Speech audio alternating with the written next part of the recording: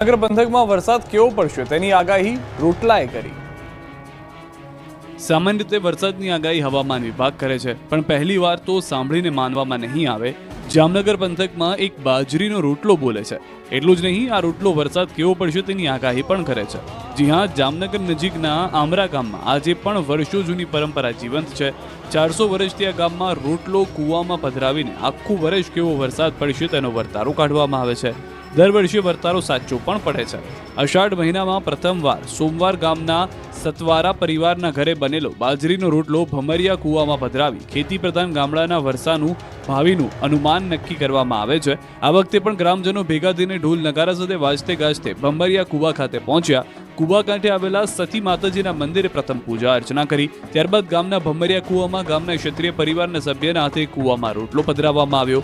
2 રોટલા પધરાવ્યા, જેમાં રોટલો કૂવાની વચ્ચોવચ પડીને પૂર્વ દિશા અને ઈશાન ખૂણા તરફ ગયો હતો, જે અતિ શુભ સંકેત હોવાનું ગ્રામજનોનું કહેવું છે। એટલે કૂવામાં પડેલા રોટલાની દિશા પરથી આ વર્ષે ચોમાસું ખૂબ સારું જાય તેવા એંધાણ જોવા મળ્યા હતા। આ વખતે કૂવામાં રોટલો ઉગમણી દિશા તરફ પડતા આ વર્ષે 16 આની વરસાદના સંકેત આપવામાં આવ્યા છે અને મબલક પાક ઉતરશે તેવો ગ્રામજનોએ આશાવાદ સેવ્યો છે।